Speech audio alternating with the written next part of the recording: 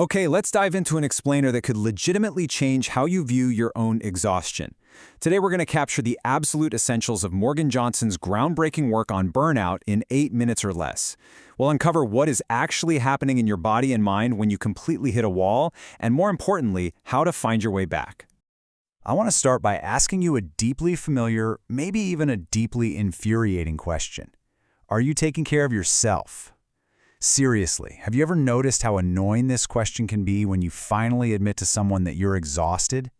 You are barely keeping your head above water, and someone casually suggests, just taking a bubble bath or doing some yoga. And this brilliant comparison hits the nail right on the head.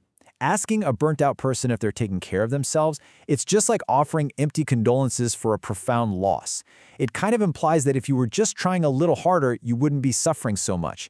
But let's be clear right now, burnout is absolutely not a sign that you aren't trying hard enough. To really understand this crisis, we're using Morgan Johnson's book, 8 Keys to Healing, Managing, and Preventing Burnout as our essential guide today.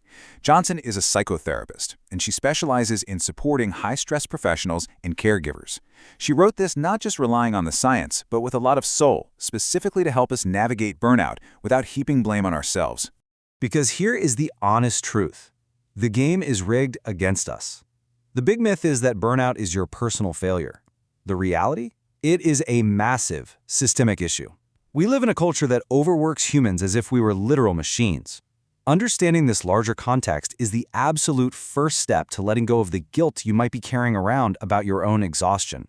What's really validating to see is how the medical community has increasingly recognized burnout as a real, measurable condition over the years. You can see it right here. From Herbert Freudenberger first defining it back in 1974, all the way to the World Health Organization officially recognizing it in 2019.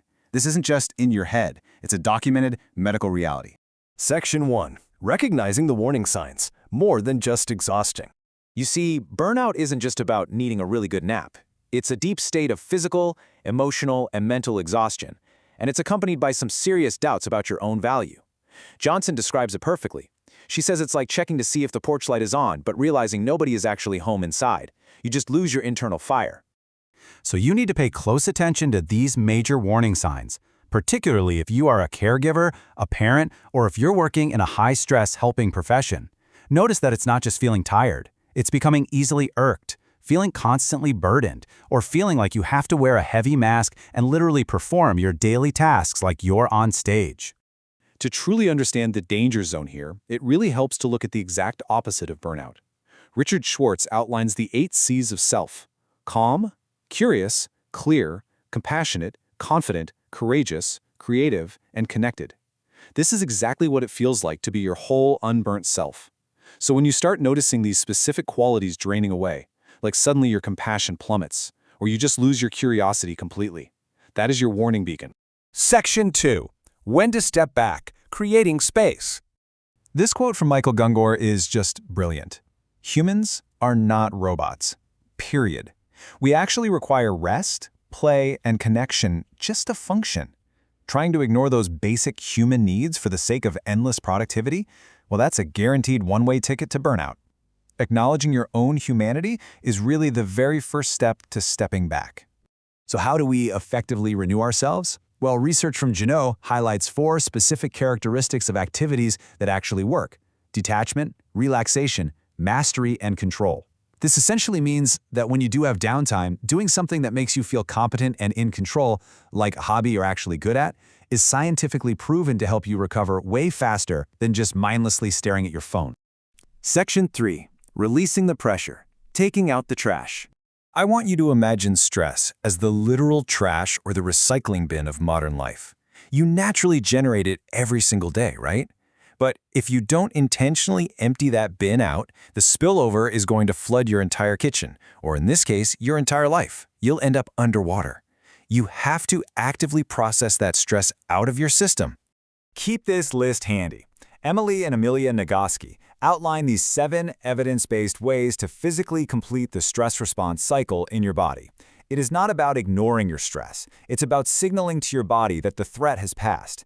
You do this through joyful movement, a really deep belly laugh, having a good cry, or just sharing some genuine affection. Doing these small things daily effectively empties your stress bin. Section 4. Finding your fire again, intentionally adding good. Because healing isn't just about stopping the bad stuff or emptying the trash, it's actively adding in the good things to get that porch light turned back on. You have to balance your nervous system by understanding this crucial difference. We all know what triggers are, sure, but you also need to actively seek out your glimmers. Glimmers are those tiny, micro moments of joy, safety, connection, and wonder. A really good cup of coffee, a quick text from a best friend, just noticing a beautiful tree on your walk. You've got to actively fuel your brain with glimmers. But here's a quick and honestly vital warning from the author. Beware of toxic positivity. As you are trying to add good into your life, you do not have to pretend everything is perfect. You absolutely do not have to find the gift or the silver lining in your suffering or in an abusive workplace. Forcing fake gratitude, that just invalidates your very real, very valid exhaustion. Section 5. Focus on something bigger. The existential zoom out. I want you to consider this profoundly challenging question for a second. If you subtract your ability to work, who are you? Wow, that pierces right through our culture's absolute obsession with productivity, with labor, and with constantly tying our human worth to what we can output in a single day. The ultimate takeaway from Johnson's work is simply this. You are enough, just exactly as you are, even if you never work a single bit harder. Prioritizing your own humanity, prioritizing your rest and your peace over endless productivity isn't just basic self-care. It is a revolutionary act. By recognizing the systemic issues, completing your daily stress cycles, and remembering your inherent worth outside of your labor, you can begin to truly heal. So, I'll leave you with this. What is one tiny glimmer you can add to your routine today just to remind yourself that you're human? If you enjoy this, subscribe to In 8 Minutes and never miss what matters.